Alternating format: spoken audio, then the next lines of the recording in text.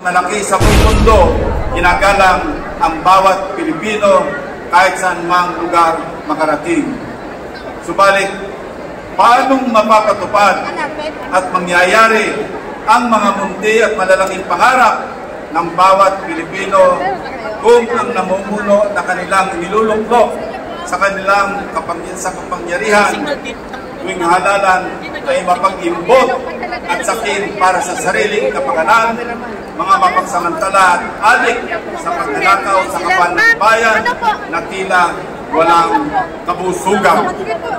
Paano kung ang mananalo ay hindi alam ang gagampanan ng kanyang tungkulin bilang mambabatas tungo sa pag-unlad ng bayan at kaayusan ng pamahalaan?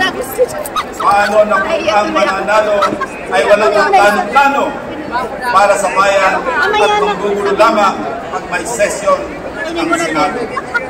Matuto na po tayo sa mga leksyon ng mga nakaraang halalan. Pumili tayo ng mga tapat, may prinsipyo, lalabanan ang katiwalaan at tunay na nagmamahal sa inang bayan. Piliin natin ang magbabantay sa kaban ng bayan at hindi para magnakaw lamang. Pumili tayo ng hindi malalasing sa kapangyarihan at tunay na maglilingkod para matupad ang mga munti at matataas na pangarap ng bawat mamamayan.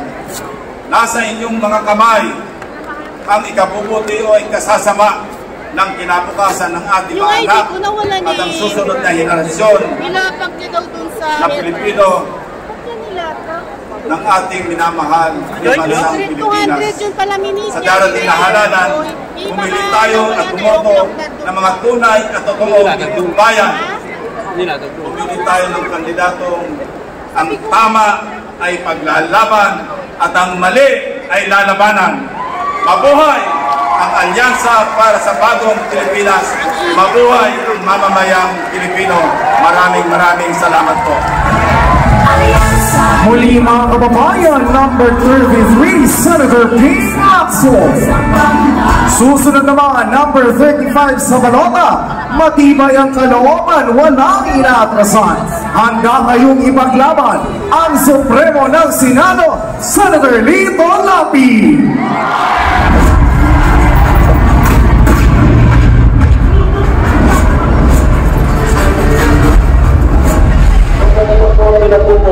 Ay marami rin po sa mga ngayon, naman ang magbibigay ng tulong. Nanawigin ko po ang naipasa nating batas, Lapid Law. Lalo na po inaapi sa batas. Ahasa bilang Vice-Gobernador na ngayon ay nasa Senado, ang Supremo ng Senado, Senator Lito Lapid. Lito Lapid, Lito Lapid, ang Supremo ng Senado na walang inatasan. Sa tiyamang ibay ang kalooban, hindi nakahatang ipaglaban. Magandang hapon po, Pasay! Kumusta na kayo? Na-miss nyo ba si Tanggol? O na-miss nyo si Supremo? Wala na po si Supremo sa Batang Quiapo.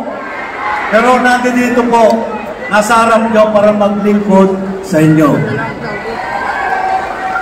Sino ba si Lito Lapid? Kilalanin nyo na hindi nakatapos ng pag-aaral si Lito Lapid. Isang hamak na probinsyano. Pero gusto ko lang pong malaman nyo, ako po ay nagsilbi ng 3 taon bilang Vice Governor ng Pampanga.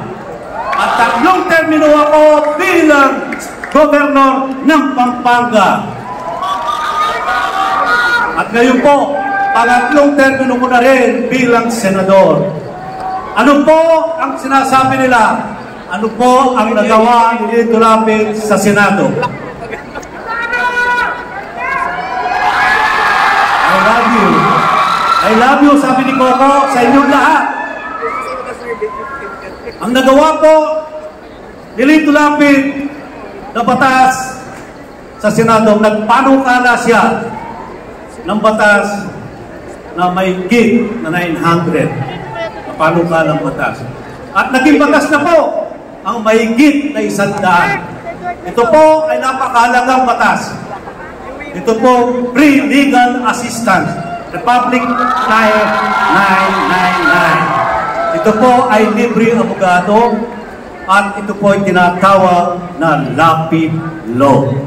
Wala na pong mga agrabyado sa ating mamamayan na walang pambayad sa abogasya. At ito po ay wala na rin maapi sa ating mamamayan. Dahil po hindi ninyo magagamit ang PAO, ang Public Attorney's Office, pag ang kalaban nyo ay meron na siyang abogado sa PAO. Ito po ang sasalusan nyo. Lapid law ang magliligtas sa inyo. Ayun po na kaasan ako bilang committee ng turismo sa Senado.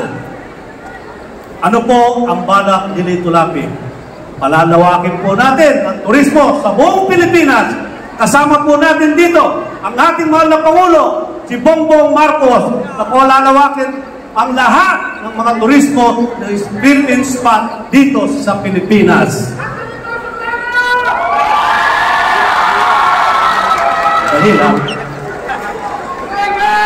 Eco-tourism po at medical tourism, ang mahalaga po ay yung agri-tourism. Yung po ay napakalaga sa ating magsasaka. Ayun po ay makakatulong, lalong-lalo na sa kanilang produkto. Ang tinatawag po, one town, one product. Yun po, at ang ating mga estudyante na kailangan makatapos na nangangarap, makatapos para makatulong sa kanilang mga pamilya. Dahil ako mismo ay hindi ako nakatapos ng pag-aaral dahil ako ay isang anak na bandera, hindi ko po kinaiiyayan. Dahil ako pinanganak na mahirap. Pero nagigigil pa rin ako para mag-selfie sa inyong lahat. Kaya, oras na po. Oras. Kaya po, yung mga estudyante natin, mga alagaan, mga magulang natin, mahalin natin, tanay, tatay, at ang mga lola, yan po ay mga senior citizen na kailangan libre gamot at libre hospital. Ako po si Senator Lito Lapid, number 35 sa Malota. Huwag po ninyong kalilimutan. Ang sabi nga sa akin ni Tanggol, kilala niyo ba si Tanggol? Ang sabi sa akin, Supremo, nahihirapan ka, pero nakayanan mo. Sabi ko sa kanya,